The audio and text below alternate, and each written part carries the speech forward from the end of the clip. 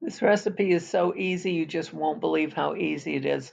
The recipe is right here, but it should be downloadable as a link in the description. But here it is again, where you can just handwrite it over if you can't get it from the links, which I'll try and post it correctly, but just in case. And you can follow along and read. So what you want to do is melt the chocolate with the butter. All you need is one microwavable bowl. We're going to make the whole thing in one bowl, so you have one bowl to clean up at the end. So melt the chocolate with butter in a plastic bowl or a glass bowl, a microwavable bowl in the microwave. Stir until smooth. So as it starts to melt, stir it, and don't let it get too hot. Don't let any moisture get in contact with it or the chocolate will seize. And it can be salvaged, but it won't be the same. So just bump it for 30 seconds in the microwave, pull it out, stir it. Another 30 seconds, pull it out and stir it. Keep doing that until you have a smooth mass of melted chocolate mixed in with the butter.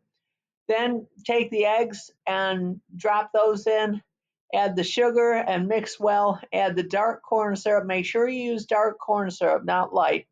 Then toss the bourbon in, and the melted chocolate is already there because you started with it. And one thing that you want to do with the pecans is bake them in the oven for 10 to 15 minutes until they're light brown and fragrant. Do not use raw pecans. When I first started making this recipe, I thought I could get away with using raw pecans because I thought they're on the top, they'll cook. But no, that's not the case. You got to cook those guys separately at 350 for 10 to 15 minutes ought to do it. But keep a close eye on them because if you burn them, you're going to have to start again. These are all the ingredients that are there. You should have eggs in your kitchen. You should have sugar. You should have bourbon in your liquor store. And pecan halves you're probably going to have to buy. You want to make sure you go with halves instead of pieces. Pieces will not brown up right and they'll be funny to eat. So spend the money, splurge, get the pecan halves. This recipe makes two pies and you can freeze one of them. So even though the ingredients are expensive, you'll have pie for a couple of months and it'll be fun.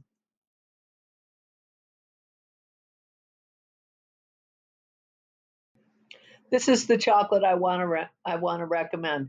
You want to use respectable chocolate. You don't want to use milk chocolate. You want to use a dark chocolate because you'll get better flavor out of it. But you don't want to use unsweetened chocolate or the whole pie will be too bitter, even though there's sugar added. So you want to use a nice, high quality dark chocolate like this.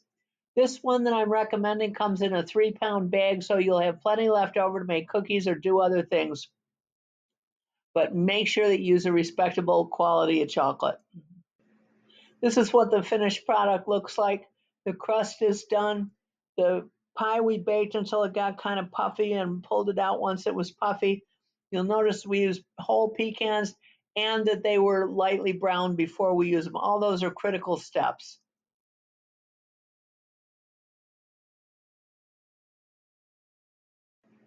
So once the pecan halves are browned off, just put them in the bottom of the pie shell.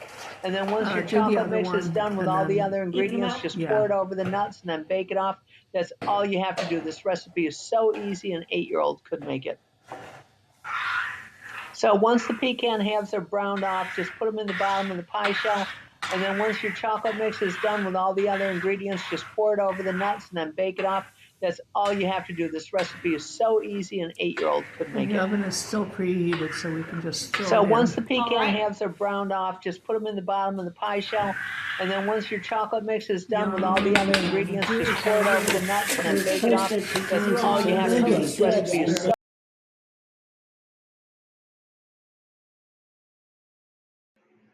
We've doubled the recipe and made 4 pies, but this is a bakery, so we'll sell them.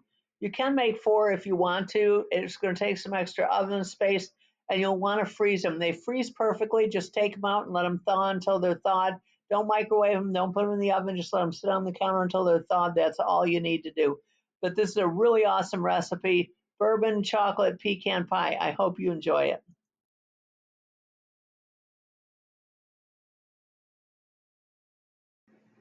This is what the pie looks like right before it goes into the oven. The pecans are floating to the top, but they're generally covered with the batter. So they're not going to bake in the oven. That's why you have to brown them off first. That is a critical step. Don't skip over it thinking it's not important or it'll ruin the taste of your pie. I decorated the pie with chocolate shavings, but you don't need to do that. You can serve it plain, or you can put chocolate shavings or whipped cream or whatever you like on top. So I hope you enjoyed this quick cooking class.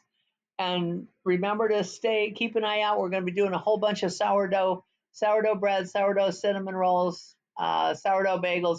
It's all lots of fun. You'll really enjoy it.